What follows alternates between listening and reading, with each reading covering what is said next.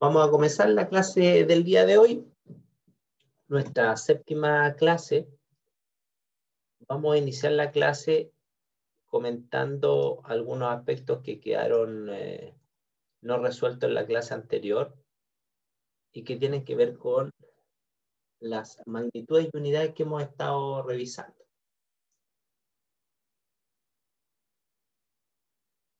Mira, me interesa mucho que ustedes también tengan el conocimiento, el manejo de las magnitudes y unidades cuando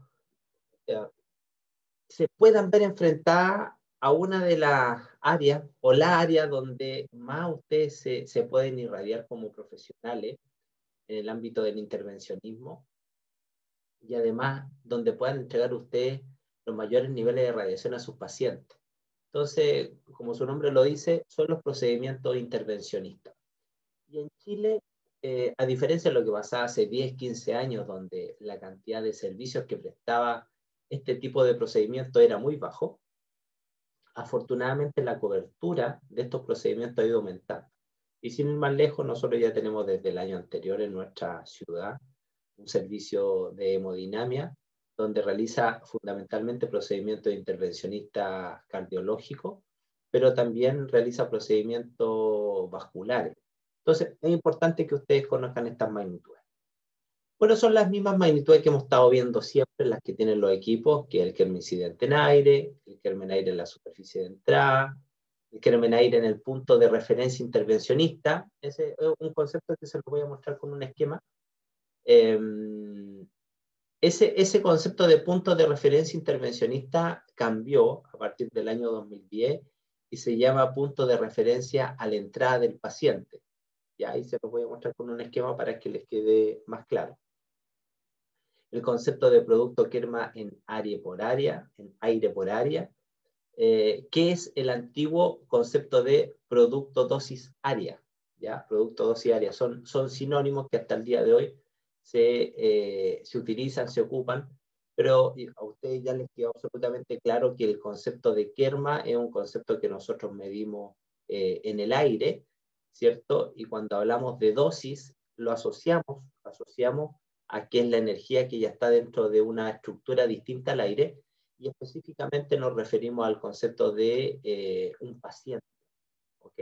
Eso es súper importante que ustedes lo tengan también presente.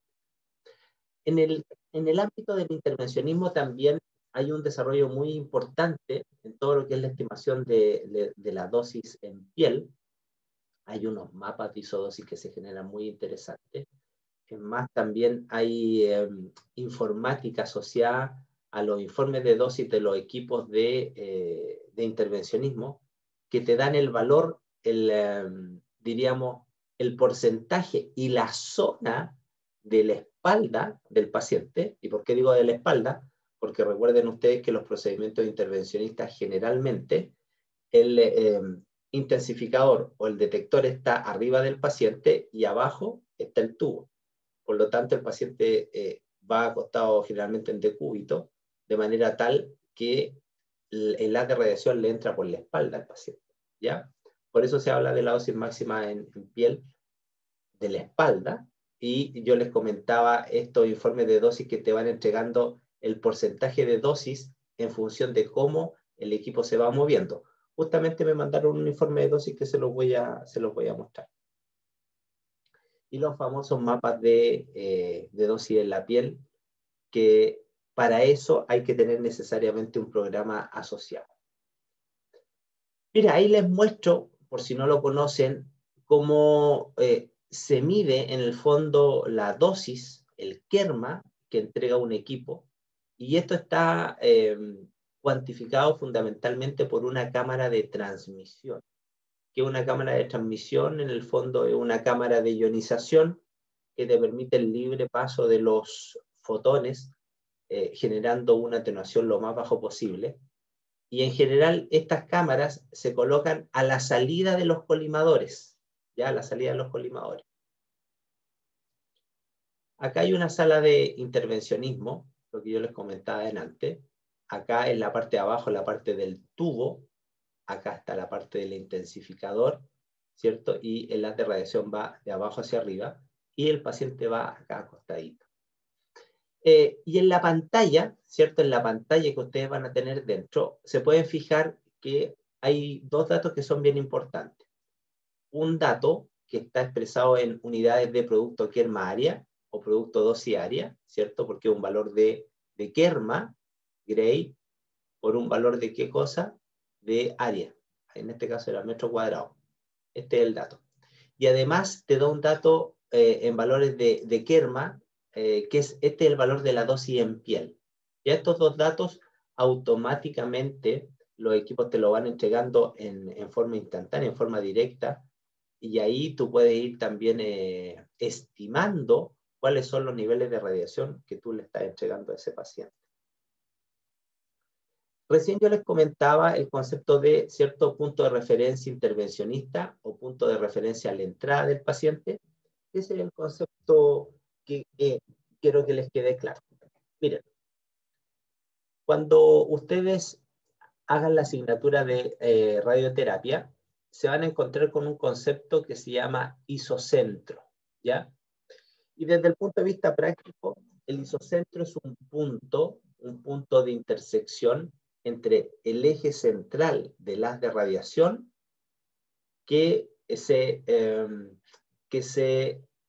cruza con el eje de giro del equipo, es decir, donde el gantry genera su movimiento. Ese punto de intersección, eso se llama isocentro. Entonces, según este esquema, tenemos, ¿cierto?, el tubo, el haz de radiación, ¿cierto?, la central de radiación, y tenemos el eje de giro del equipo, que acá está el pivote donde el equipo va a rotar.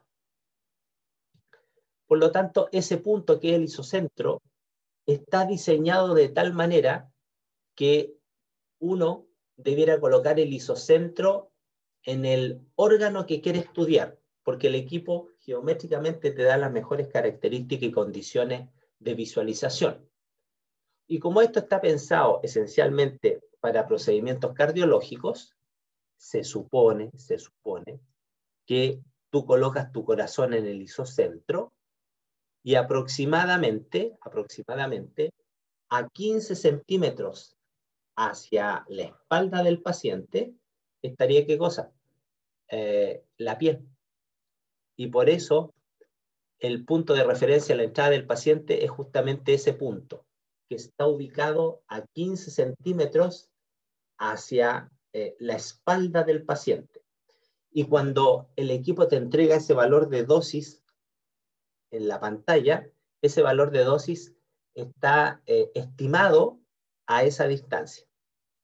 Entonces, si yo le preguntara, claro, pero también, profe, ese equipo me entregaba el valor del producto dosis área o el producto Kerma área. Pero el producto Kerma área depende de la distancia. No depende de la distancia, es simplemente. En cambio, la dosis en piel sí depende de la distancia. ¿Hay alguna duda o consulta con respecto a eso? Continúa. Otro dato bien importante que yo les sugiero que ustedes lo manejen es esta tablita. Miren, no es para que se la aprendan, sino se la voy a preguntar en la prueba, pero sí que lo tengan como manual de cortapalo, porque en general, la mayoría de los equipos te entrega el valor del producto Kerma área en estas magnitudes, miligray por centímetro cuadrado, o algunos te lo entregan en centigray por centímetro cuadrado, o decagray, lo que sea. Esta expresión es la expresión más común de cómo uno debiera poder informar tu valor de producto dosis área. Entonces, si un equipo te viene en estas unidades, tú simplemente lo multiplicas por 10 y te va a entregar el resultado en gray por centímetro cuadrado. Si viene en estas unidades, tú ese resultado del equipo lo multiplicas por 1000 y te lo va a entregar en esta unidad.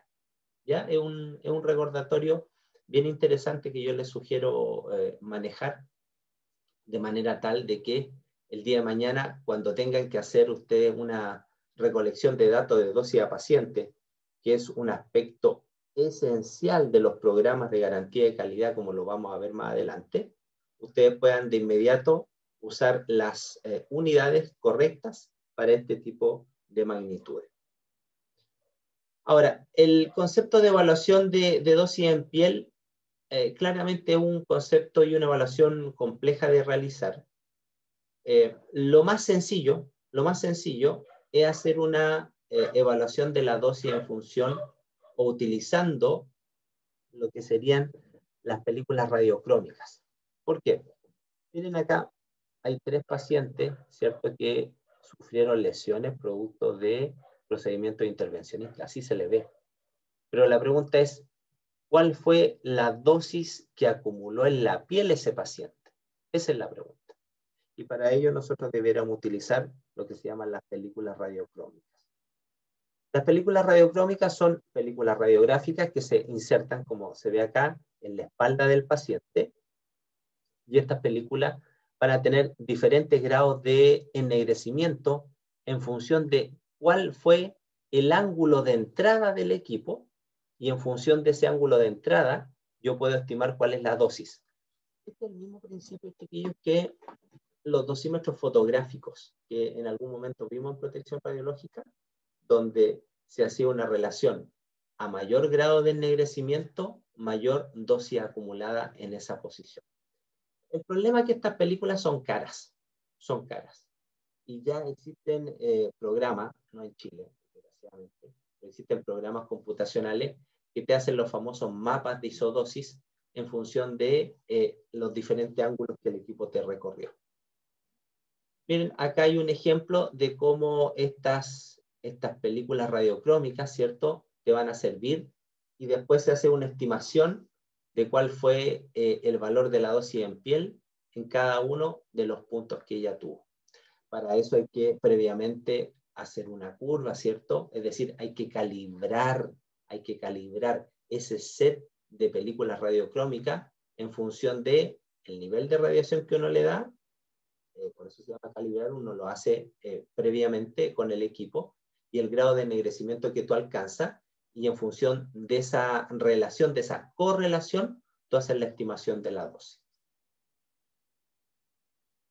Antes de continuar, denme un segundo que les quiero mostrar este tema del informe dosimétrico que recién le había comentado, para que vieran la distribución en la piel del paciente. Denme un segundo si son tan gentiles. Profesor, Hija, en las imágenes que usted mostró, ¿ese es un error de que se le dio al paciente la dosis, o ese después de un tratamiento es normal que no, le quede así al paciente? no, súper. No es un error, es una forma de poder cuantificar cuál es el nivel de dosis que tú le entregas en la piel al paciente para hacer un seguimiento de él.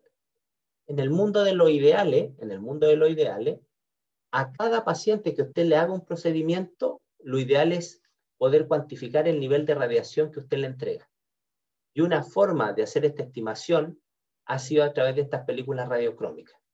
¿Por qué? Porque tú, en el fondo, después puedes saber si la dosis que le entregaste fue muy alta. Tú puedes hacerle un seguimiento al paciente para evitar que la lesión que le va a generar en la piel, porque tú sabes que la dermatitis, ¿cierto?, es un efecto determinístico, por lo cual usted tiene certeza que a cierto nivel le va a generar un daño. Por lo tanto, ahí lo que hay que hacer es un seguimiento del paciente para que ese daño sea lo menos intenso, ¿ya? Y por lo mismo, ¿cómo tú lo cuantificas? Midiendo la dosis. Ya, profe, gracias.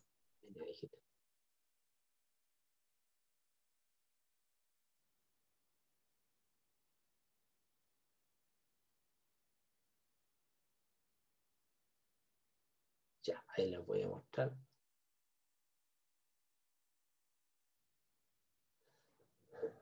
Miren, este es un informe dosimétrico que te entrega en este caso un equipo Philips, donde al final del procedimiento te dice cuál fue el tiempo de fluoroscopía, cuál fue el producto dosis diaria acumulado en fluoroscopía y en exposición, es decir, en el modo de fluoroscopía y en el modo de cine. Y acá están los otros datos. Mira, cada uno de estos datos que está acá son las series de cine o las series de fluoroscopía que se grabaron, y tú puedes con esto asociar y saber cuáles son las variables que se utilizaron, y en función de eso tú puedes, por ejemplo, utilizando el programa PCX-MC, en este caso el rotation, el rotador, tú puedes hacer una estimación de cuál sería el valor de la dosis en órgano y de la dosis efectiva. Un dato bien interesante. Pero lo que yo les quería comentar de lo novedoso de este informe de dosis, que dice acá, dosis cutánea por área. Y si ustedes se fijan, acá hay de la 1 a la 10, la espalda del paciente la dividen en 10 partes. Y en función de en qué posición de la espalda, estuvo irradiando el equipo, es el porcentaje de la dosis en piel que te entrega, y de inmediato te da el valor de la dosis en ese punto. Así como veíamos en las películas radiocrómicas que había un grado de ennegrecimiento y después se hacía el cálculo, la estimación de ese grado de ennegrecimiento, cuánta dosis equivalía, acá directamente el equipo te entrega el valor de la dosis. ¿Ya? Eso es muy, muy interesante. Y un paso más adelante es que te entrega en una imagen, te dibuja la espalda del paciente y te da la información en términos de color y te lo asocia con un nivel de radiación, pero te lo construye digitalmente. Ese es el paso más moderno que se podría realizar.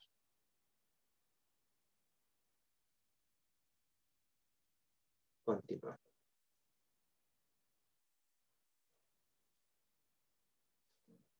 Lo otro que les quiero comentar en relación a la exposición médica de los pacientes, para desmitificar qué magnitud hay que usar.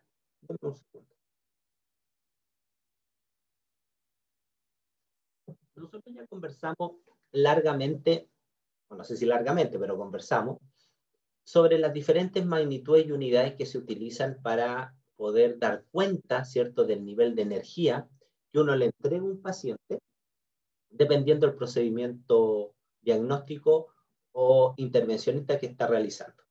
Y ahí está la magnitud, ¿cierto? El Kerman-Aire en superficie de entrada, tenemos la dosis glandular media, tenemos el CTDI para tomografía, etcétera, etcétera, etcétera. Pero también nosotros hablamos de magnitudes de protección radiológica. Y estas magnitudes de protección radiológica, hablamos de la dosis absorbida, de la dosis equivalente, de la dosis efectiva. Pero, ojo, no hay que perder de vista que esas son magnitudes limitadoras, que se crearon fundamentalmente para poder dar un marco legal a los límites de dosis. Y acá yo creo que nos centremos en este texto, donde habla de la exposición médica paciente, y que la magnitud para planificar la exposición de los pacientes y la evaluación de ese riesgo-beneficio es la dosis equivalente o la dosis absorbida en los tejidos. La dosis equivalente o la dosis absorbida en los tejidos. Ese es el dato que a mí me va a permitir hacer una estimación de la probabilidad del daño que va a sufrir ese órgano. ¿Ya? Alguien podría decir, pero profe, la dosis es efectiva. Pero acá está la explicación de por qué la dosis efectiva no es tan preciso usarla. Y me parece la explicación bastante lógica, porque la dosis efectiva es una dosis que se calcula fundamentalmente a cuerpo entero, ¿cierto? ¿Qué era la dosis efectiva? Era la dosis equivalente multiplicada por un segundo factor de ponderación que daba la radiosensibilidad de los tejidos. Que esa radiosensibilidad de los tejidos, esos factores, cuando tú los sumabas, te daba 1. Por lo tanto, cuando tú calculas la dosis efectiva, calcula la dosis efectiva en una parte del cuerpo y la irradiación se dio en otra. Me explico. Me tomo una radiografía de cráneo y yo quiero calcular la dosis efectiva. Entonces, el problema son las incertezas en las estimaciones de la dosis efectiva. No así cuando yo estimo la dosis equivalente o la dosis en un órgano en particular, porque me circunscribo solamente a ese órgano. Entonces, tiene esas limitaciones la dosis efectiva. Ahora, la pregunta es, ¿para qué sirve la dosis efectiva? Sirve para hacer, por ejemplo, comparaciones. Comparaciones cuando yo quiero saber el nivel de radiación entre diferentes tipos de tecnología. Pero ahí tengo que ser súper cuidadoso, porque cuando hago esta comparación entre diferentes tipos de tecnología, es decir, yo puedo comparar el nivel de dosis de la tomografía, puedo comparar el nivel de dosis de la radiología, del intervencionismo, a través de la dosis efectiva. Pero hay que tener un recaudo mayor, porque para poder comparar las tecnologías, yo debo tener la tranquilidad de conciencia que las poblaciones que estoy comparando son comparables. Es decir, son comparables porque se parecen mucho. ¿Ya? Así que ojo con ese aspecto. Y ahí están las principales aplicaciones de la dosis efectiva. Y si se fijan, la dosis efectiva se ocupa fundamentalmente para los trabajadores y para el público en general. Para los pacientes no se ocupa mucho. En realidad no se ocupa. ¿Ok? Así que, ojo con esos aspectos que yo les quería comentar.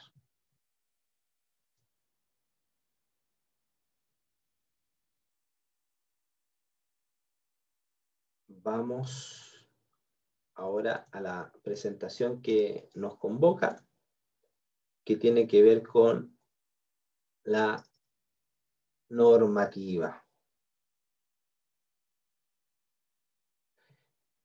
Les acabo de enviar vía WhatsApp, porque ustedes saben que el internet muchas veces no es muy amigable, así que le envié las leyes y reglamentos.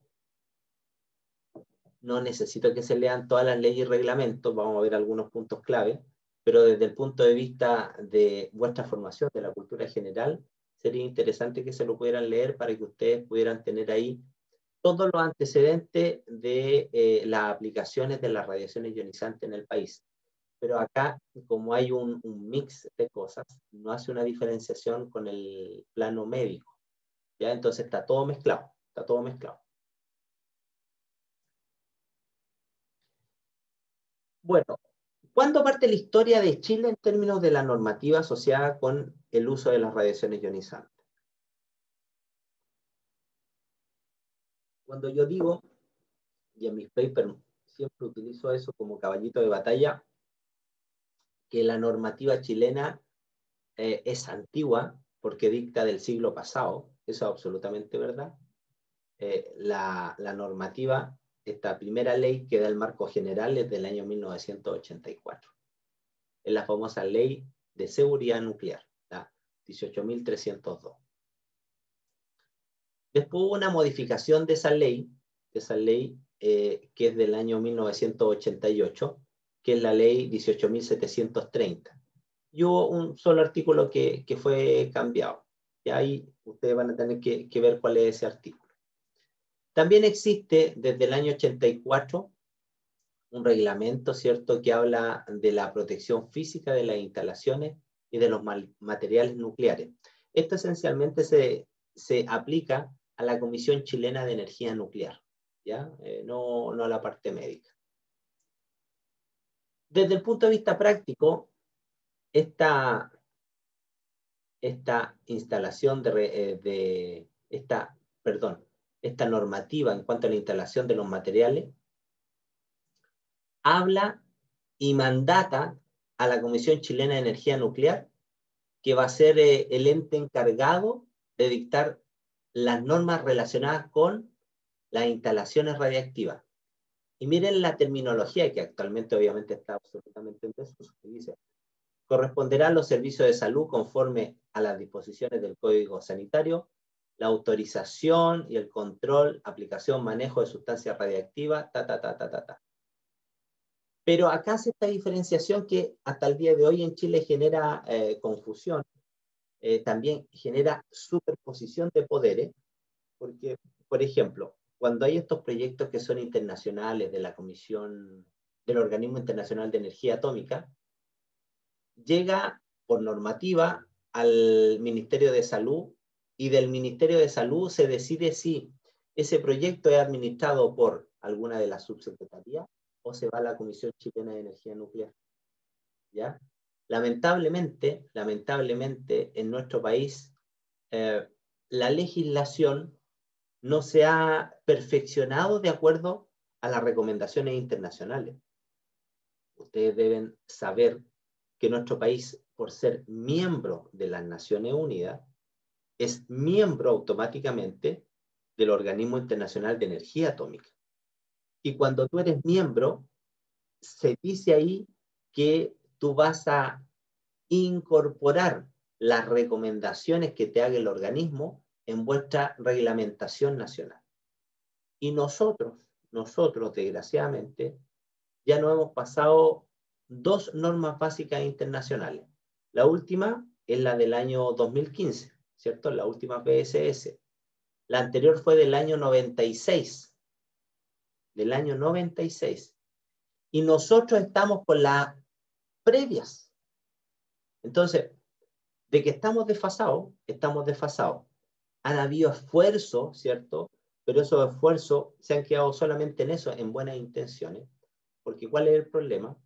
El problema radica en que, como tenemos un sistema político que cada 4 años van cambiando los gobiernos, lo cual yo no digo ni que es malo o bueno, simplemente estoy hablando de la situación, es que los esfuerzos por avanzar en una actualización de la normativa que se hace en un gobierno, cuando hay cambio de gobierno y particularmente hay cambio de tendencia política, lo que se hizo anteriormente se vota y se parte de cero.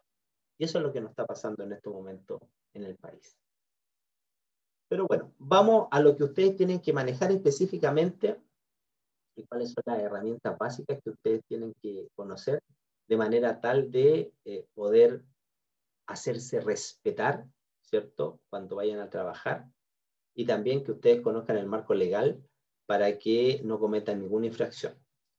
Acá tenemos el famoso reglamento número 3 que habla de la protección radiológica de instalaciones radiactivas y dice que este reglamento va a tener las medidas de protección personal y los límites de radiación. Eso es interesante. Ustedes, como futuros profesionales, es decir, como futuros profesionales y personas ocupacionalmente expuestas a las radiaciones ionizantes, deben portar durante su jornada de trabajo un dosímetro personal. Un dosímetro personal. ¿Quién se lo debe entregar? ¿Lo deben comprar ustedes? No, esa es una obligación de su empleador. Entonces, no es que a ustedes le estén haciendo un favor cuando comiencen a trabajar y le entreguen un dosímetro, no es que le estén haciendo un favor, sino que simplemente su empleador está cumpliendo con la ley. ¿Ya? Con la ley. Una pregunta.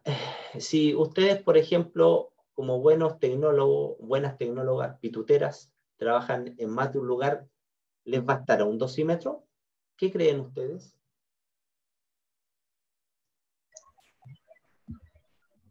No. ¿Y por qué no? Cada lugar es distinto y debería tener distinto. Sí, como dice el compañero. Exacto. En cada lugar ustedes debieran tener un dosímetro. Los dosímetros no son para exhibirlo, ni son una suerte como de blimblines, ¿cierto? Así, para mostrar que yo, no. O como los médicos que andan con los fonendoscopios, con los kinesiólogos. Nosotros no podemos andar con el dosímetro fuera de nuestro lugar de trabajo. ¿Por qué?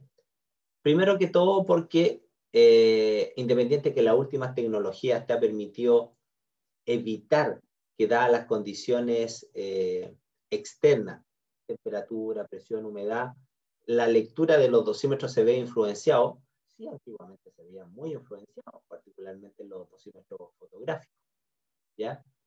Y en ese sentido hay que manejar solo en el lugar de trabajo mi dosímetro. El dosímetro es mío, no es de otra persona.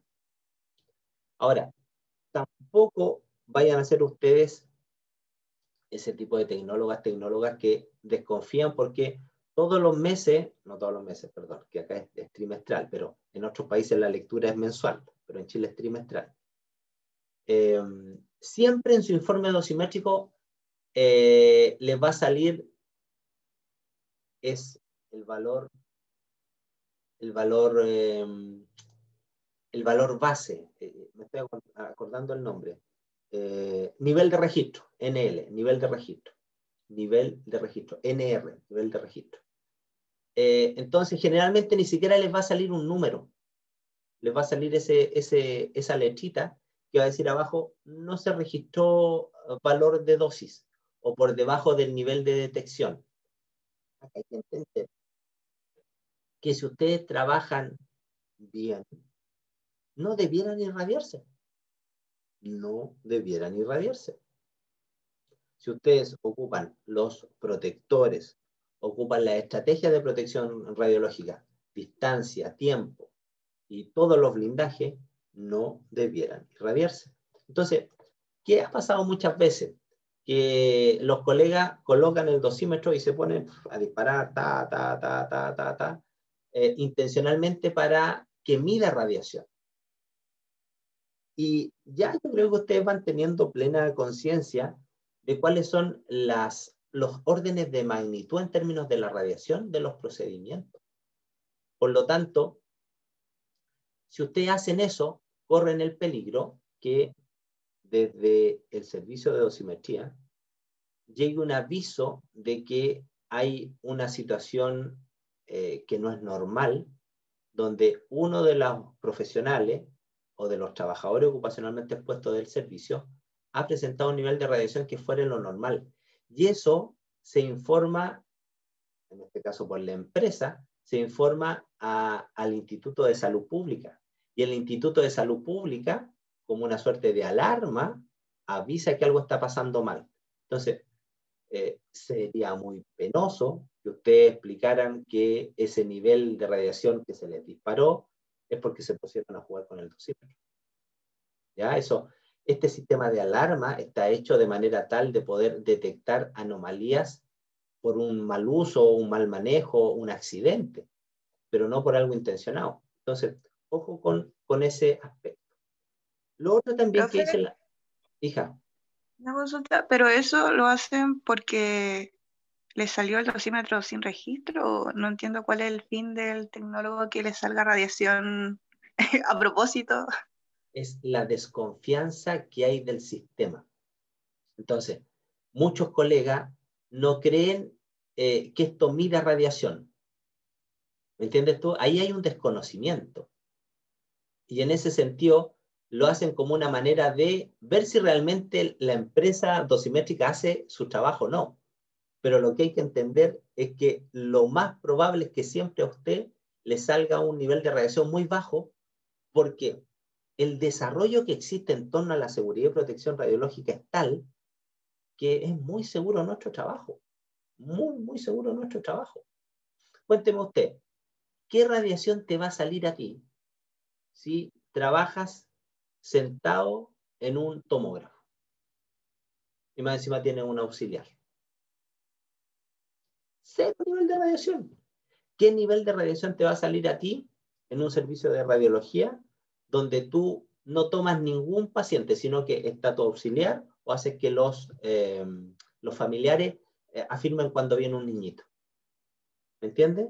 Entonces, ¿qué nivel de radiación te va a salir a ti si trabajas en un servicio de intervencionismo? Mira lo que te estoy diciendo.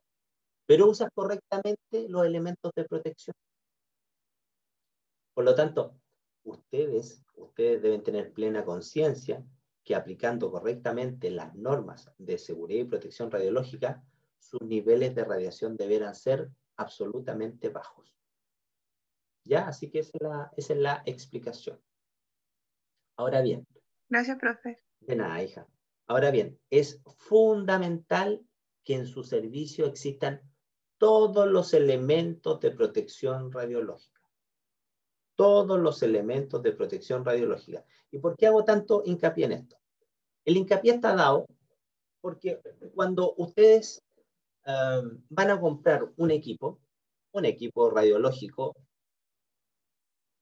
te sale millones de pesos, ¿ya? Un equipo de intervencionismo te puede llegar a costar fácilmente cerca de $1.000.000. Por lo tanto, ¿qué se hace fundamentalmente? Se hace rebajar los costos. Viene la propuesta de la empresa, ¿cierto? Dueña de los equipos y dice, ya, esto vale $1.000.000. ¿Y qué dicen los administradores, los gerentes? No, es muy caro. Veamos cómo abaratar costos. Esto es lo mismo, mira, esto es lo mismo cuando uno se va a comprar un auto nuevo. Uno paga más por el auto por la seguridad. Uno paga más por el auto en función de la cantidad de airbags que tenga. Acá pasa exactamente lo mismo. Entonces, ustedes tienen que luchar para que cuando ustedes le compren un equipo, debe tener todos los elementos de seguridad radiológica. En el caso de un equipo de intervencionismo, sí o sí ese equipo debe venir con el faldón plomado, que son la suerte como de cortina que se coloca desde la camilla hacia abajo y te permite protegerte las extremidades inferiores. El equipo te debe venir sí o sí con la mampara o con el escudo protector, que es un escudo transparente que te permite a ti protegerte de las radiaciones ionizantes. En el caso de los equipos de radiodiagnóstico, el equipo tú tienes que tener delantal plomado, tienes que tener guantes plomados. En el caso del intervencionismo, tienes que tener las gafas plomadas. Cuando tengan ustedes un equipo de TC, ustedes no van a permitir que la ventana, ¿cierto? Que la ventana que te permite ver al paciente no esté plomada. Me ha pasado a mí, haciendo mediciones que nos han contratado para hacer levantamientos radiométricos, donde el nivel de atenuación de la ventana no es el adecuado. Y en la posición del tecnólogo, que muy tranquilamente, ¿cierto? Uno está en el computador haciendo el escáner, está llegando radiación. De todo eso ustedes se tienen que apropiar. Recuerden, y no me voy a cansar nunca de decírselo, que nosotros, los tecnólogos médicos y las tecnólogas médicas, somos los profesionales que más sabemos de radiación ionizante. Y por lo tanto somos los que debemos exigir que se cumpla la normativa. Acá es súper clara la normativa. No deja espacio para la interpretación. En ningún lugar que ustedes trabajen les pueden decir, no, los lentes plomados cómpratelos tú. No. Ahí ustedes lo tienen que exigir. Y están los famosos comités paritarios, donde se ven todo este tipo de cuestiones y ustedes tienen que hacer el reclamo. ¿Ya? Así que ojo con ese aspecto. Lo otro que sale también en esta normativa habla de que esta obligación que deben tener los servicios que prestan dosimetría personal en términos de enviar periódicamente al Instituto de Salud Pública los informes dosimétricos de las personas. En Chile, el ISP es la institución donde, y lo vamos a ver más adelante, es la institución donde resguarda el historial dosimétrico de todos nosotros, ¿ya? El historial dosimétrico de todos nosotros. Y así como nosotros podemos tener una suerte de certificado de antecedentes, ¿cierto? Que te lo piden para los trabajos, etc. También nosotros vamos a tener un certificado de antecedentes de radiación, y eso se llama historial dosimétrico, y lo maneja el Instituto de Salud Pública, donde ustedes lo pueden solicitar y saber si realmente se está cumpliendo o no con que los servicios que le prestan dosimetría a los lugares que trabajan están haciendo entrega de esa información. En el artículo 12 de este mismo documento, miren, salen los límites de dosis para trabajadores expuestos. Límites de dosis para trabajadores expuestos. Fíjense en la unidad. Primero en la magnitud y en la unidad. REM. ¿Saben lo que significa el acrónimo REM? Creo que no se lo he dicho. ¿Alguien sabe?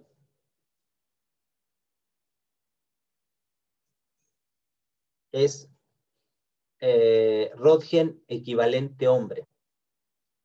Röntgen equivalente hombre. Miren, esos son los valores de dosis que en estos momentos están vigentes en Chile. Está vigente en Chile. Yo las y los invito a que revisen las normas básicas internacionales y vean cuál es el valor de límite que hay actualmente para cuerpo entero, para las gónadas, y en qué unidades se está midiendo. ¿Ya? Así que, ojo con ese aspecto. Bueno, lo otro, denme un segundo si son tan amables, porque estoy medio nerviosito con mi perrito. Denme un segundo si son tan amables.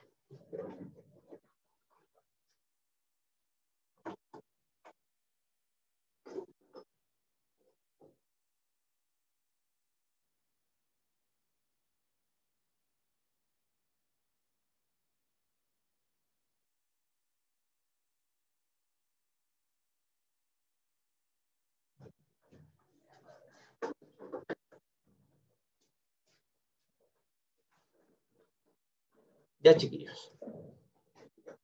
Lo otro importante, acá está el dato numérico del valor de dosis que no debe sobrepasar el día de mañana.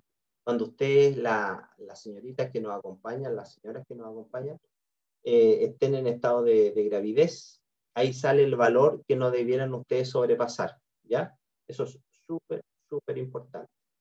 También sale el valor de la dosis que no debiera superar el feto. Y esto es importante, El día de mañana, cuando estén embarazadas y estén trabajando, no significa que deben dejar de trabajar. No significa que deben dejar de trabajar. Es más, si ustedes tienen un historial dosimétrico previo con lo que ustedes estaban haciendo y sus niveles de radiación están bajo estos límites, que es lo más probable, no tienen por qué modificar su forma de trabajar. Ahora, obviamente hay una cuestión de sentido común, que a veces el sentido común no es el más común de los sentidos, pero bueno, claramente si ustedes tienen la posibilidad de cambiar el trabajo más de sala por un trabajo más administrativo, es mucho mejor. Ya es mucho mejor porque, si bien es cierto, nosotros sabemos que existen estos valores de dosis, estos límites de dosis, también ustedes ya tienen plena conciencia que para que se genere un efecto estocástico no hay límite de dosis.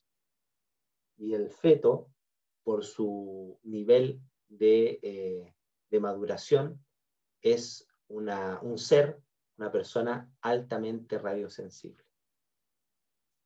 Otro aspecto importante es que los menores de 18 años no pueden exponerse ocupacionalmente a las radiaciones ionizantes. Es decir, nadie que tenga menos de 18 años puede trabajar en Chile con radiaciones ionizantes. Ya eso también es muy importante. Vamos al famoso reglamento número 133, que es sobre las autorizaciones. Las autorizaciones en general, para las personas, las autorizaciones para los servicios. Y acá está este documento para el día de mañana, los que quieran emprender, quieran ser sus propios dueños de su servicio, como hay muchos colegas que emprendieron y son los dueños de ciertas consultas, etcétera. ¿Por qué no? Comprarse un equipito de rayo, asociarse con algún médico, fundamentalmente traumatólogo, y ahí con el traumatólogo se puede hacer un buen proyecto. Yo en algún momento me asocié con un traumatólogo, con una kinesióloga, hace años atrás, y con el ISP. No, con el IST, el Instituto de Seguridad del Trabajador, que está acá en 18 de septiembre con Chiloé. Y partimos con un proyecto, hicimos la empresa. Todo iba muy bien, pero el problema fue que el traumatólogo nunca cambió su consulta al lugar donde estaba el equipo de rayos. Por lo tanto, el proyecto se fue a las pailas. Así que si alguna vez un médico le ofrece las tientas con hacer una sociedad para que esto funcione, nosotros no podemos salir a la calle y decir se ofrecen radiografía, sino que el que te los tiene que enviar claramente es un médico. Así que ojo con ese aspecto. Mira, este reglamento ofrece varias definiciones que son bien interesantes, pero yo me quiero quedar con la número E, que habla del historial dosimétrico, que previamente lo habíamos comentado, y que tiene que ver con esos documentos que van a acreditar cuál es el nivel de radiación que está registrado que tú hayas acumulado. Es más, me ha tocado cuando he ido a dictar cursos al extranjero, particularmente por el organismo, que como son cursos prácticos, ellos me mandan un dosímetro, desde Viena me mandan un dosímetro, pero a su vez me exigen que yo les envíe mi historial dosimétrico. ¿Ya? Entonces, esto es lo mismo que las infracciones. Si te piden tu hoja de vida y a lo largo de tu hoja de vida como trabajador tienes episodios de altos niveles de radiación, eso obviamente va a hablar no bien de ti, porque no has tenido los recaudos, no has tenido la precaución de exigir que te den las condiciones de seguridad mínimas para trabajar. Y a su vez tampoco tú has tenido la capacidad, el conocimiento para protegerte. Entonces, ojo con el tema del historial dosimétrico, que también indirectamente puede ser un documento que pueda ser interpretado como una capacidad tuya de poder trabajar bien o trabajar mal en cuanto al tema de las radiaciones ionizadas. En este reglamento también se clasifican las instalaciones. Y en Chile existen 3 categorías, donde la primera categoría es absolutamente administrada por la Comisión Chilena de Energía Nuclear. La segunda y tercera categoría es administrada por la Seremia. Entonces, ¿cuáles son las instalaciones de primera categoría? Los aceleradores de partículas, plantas de irradiación, los laboratorios de radioterapia. Miren, Röntgen-terapia profunda. Imagínense lo antigua que es esta normativa que considera los equipos de Röntgen-terapia profunda, que eran los equipos de rayo X, comunes y corrientes, que te generaban eso sí un poquito más de kilovoltaje, pero se usaban para radioterapia. La famosa gammagrafía y la radiografía industrial. Todas las personas, todas las instalaciones que trabajen con este tipo de equipos radiológicos radiactivos tienen que ser, en el fondo, supervisados y pedir todas las autorizaciones a la Comisión Chilena de Energía Nuclear. Es más, la Comisión Chilena de Energía Nuclear, ellos dan un curso, que es un curso de protección radiológica avanzado, que es requisito para sacar la licencia de operaciones de estos equipos. Yo me recuerdo que en el año 2000, imagínense cómo pasa el tiempo, en el año 2000 yo tuve que asumir la cátedra de protección radiológica porque el profesor Sergio Galás, profesor que trabajaba con nosotros, él en ese momento que era el profesor de la cátedra de protección radiológica y radioterapia, él se fue a hacer su doctorado a España. Así que tuve que asumir yo la cátedra, los laboratorios, pero para serle muy honesto, el año 2000, yo había egresado el año 98, yo lo que repetía eran las clases que me había hecho Galás. Entonces, yo sentía que me faltaba preparación. Por lo tanto, en ese momento le pedí a la universidad que me mandara a hacer este curso de protección radiológica.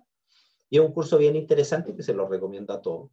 Que en ese momento duraba 2 semanas, clase intensiva, habían aspectos prácticos, muy, muy interesantes. Y ahí te da las herramientas como para tener un conocimiento mucho mayor del tema de protección radiológica. Ahora, en la perspectiva del tiempo, ustedes sientan la tranquilidad que con lo que aprenden en el curso de protección radiológica, más con lo que nosotros hemos complementado y mejorado, enriquecido vuestra formación con este curso de garantía de calidad, cuando hagan este curso se van a dar cuenta que los conceptos que aprendieron, trabajamos acá, incluso estamos mucho más adelantados, mucho más perfeccionados que lo que pasa en la Comisión Chilena. Pero bueno, en su momento a mí me sirvió mucho porque tenía ese respaldo ahora para poder enseñar.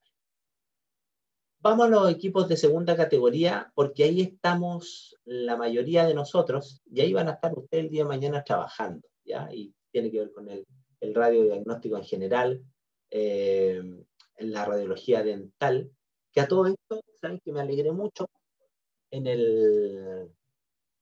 la clínica Ariza, y no estoy pasando avisos comerciales, nada de eso para que no se malentienda, que es una clínica odontológica que tuve que llevar a uno de mis familiares. Le mandaron a sacar una radiografía, así que bajo, y me encontré con una ex alumna, no me acuerdo el nombre, sorry, pero ella está trabajando como tecnóloga médica a cargo del servicio de radiología de la clínica dental Ariza. Y hay un nicho de desarrollo, de crecimiento muy potente, porque ahí tenemos las radiografías periapicales, tenemos los ortopantomógrafos y tenemos los ConvinCT, que son los tomógrafos por haz cónico. Tomógrafo, es decir, son escáner. Y todo eso manejado por ¿quién? Por un profesional de la imagenología como un tecnólogo médico. Así que, ojo, pestaña y ceja, que el poder trabajar en ese nicho que es la imagenología odontológica no es descabellado pensarlo, ¿ya? Así que hay un aspecto más a poder trabajar por usted. Y lo tercero, en términos de las categorías, están las fuentes selladas de uso industrial, los posómetros, densitómetros, medidores y ese tipo de cuestiones. Pero lo importante es que los equipos de primera categoría los regula, los mandata la Comisión Chilena de Energía Nuclear, y los equipos de segunda categoría y tercera, todas las autorizaciones, los permisos, etcétera, deben ser gestionados con la Seremía de Salud correspondiente. Es lo que yo le acabo de comentar. Acá es importante, miren. Autorización de las personas para desempeñarse en instalaciones radiactivas. Toda persona que vaya a trabajar en una de estas instalaciones debe tener una licencia que se llama licencia de operación en su momento, y el concepto cambió ahora como autorización de desempeño, ¿ya? Antes era la licencia de operación y ahora se llama autorización de desempeño. ¿Por qué el cambio de nombre? Porque se lo voy a explicar después que le muestre los requisitos. Miren, estos son los requisitos que actualmente cualquier persona que necesite sacar su autorización de desempeño tiene que presentar ante la Seremi cuando trabaja en segunda categoría para que le den esa autorización. Licencia secundaria o su equivalente, no piden título universitario, por lo tanto un técnico lo puede sacar, por lo tanto alguien que no sea técnico y sí sacó cuarto medio lo puede sacar. ¿Y cuál es el requisito? Tener un curso de protección radiológica que haya sido dictado por la comisión, por el servicio de salud, en este caso por la Seremía, o que haya realizado un curso que lo haya hecho, por ejemplo, un OTEC, un organismo técnico de capacitación, pero sí que ese curso haya sido autorizado por la correspondiente Seremi, ¿ya? Por la correspondiente Seremi. En estos momentos, ahora, en estos días, tenemos ahí una diferencia de interpretación, porque hasta el año pasado, los alumnos, sin tener el título profesional, con el curso de protección radiológica, completaban su formulario, pagaban los 21.000 y tantos pesos, y sacaban su autorización de desempeño en la Seremi de acá. Y ahora, hay una diferencia con la Seremi, que nuestra jefa de carrera, Maura Watt, lo está viendo, pero que no bastaría con el curso de protección radiológica si no han terminado la carrera. Pero ese es un tema que Maura lo está viendo y que lamentablemente ustedes se van a ver afectados porque son las personas que ahora pudieran sacar su autorización de desempeño, pero es un aspecto que se está resolviendo, ¿ya? Lo otro es que la ley te dice que no importa que no tengas conocimiento en el área de la radiología, pero si alguien dice que tú te desempeñaste en estas actividades por al menos 3 años, puedes obtener la licencia como una suerte de respaldo de alguien que dijo, no, esta persona sí sabe de radiaciones ionizantes.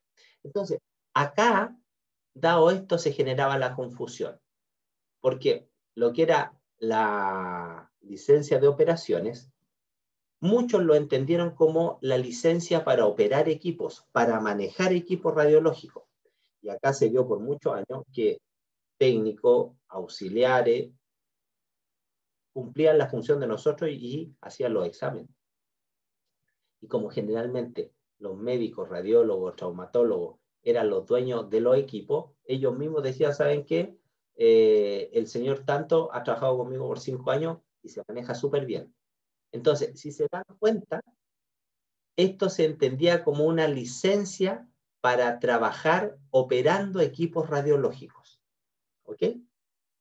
Y esto se cambió y lo que hay ahora, ¿a partir de qué cosa? De un veredicto que dio de un dictamen de la Contraloría General de la República del año 2003-2004, se lo voy a compartir.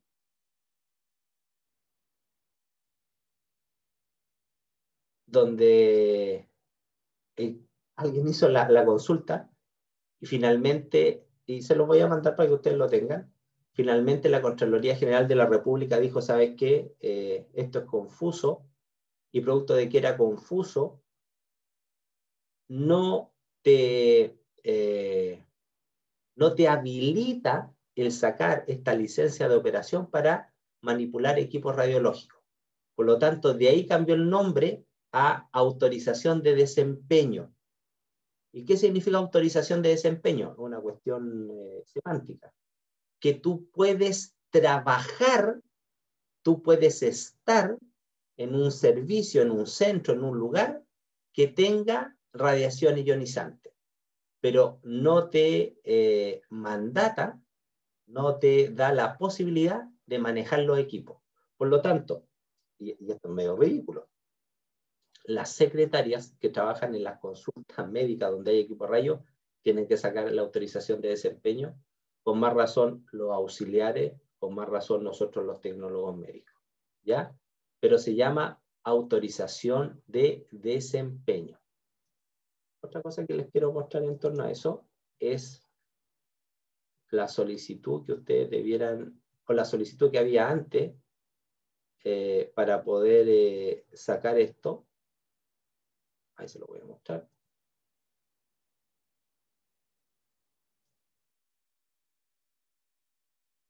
Este era el nombre, licencia de operación. Así se llamaba antes. Y esto es lo que ustedes tenían que completar.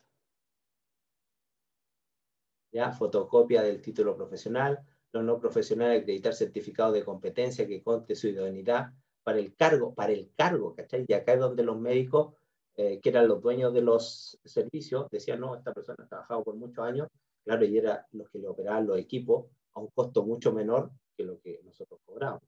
Y acá está certificado del curso de protección radiológica. Pero actualmente, por acá lo tengo. Déjenme colocarlo, por favor.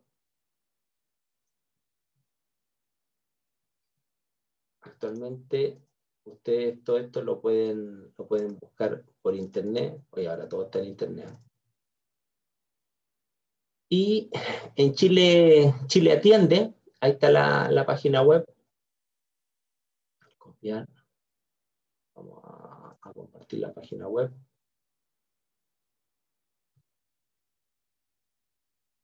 Autorización sanitaria para personas que se desempeñan en instalaciones radiactivas privadas, segunda y tercera categoría, de primera, segunda y tercera categoría.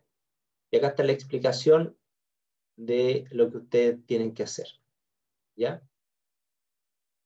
¿Cuánto cuesta el trámite? Esa es la plata. ¿Cuánto tiempo dura? 3 años. Y acá te decía ir a trámite, así que yo fui a trámite.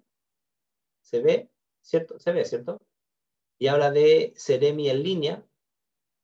Y en esta parte están algunas cosas que sí se pueden hacer. Y acá los trámites no digitalizados. Y lamentablemente, dentro de los trámites está lo de los equipos, la autorización de operación de equipos generadores. Es decir, tienen que ir presencialmente a la Seremi a completar el formulario, que lo pueden bajar igual por internet para sacar su autorización de desempeño. Pero les comunico que estamos en esta suerte de disputa de interpretación con la actual Seremi acá en Arica, pero que lo está viendo y resolviendo la profesora Maura Agua. ¿Duda, consulta con respecto a lo que hemos visto el día de hoy?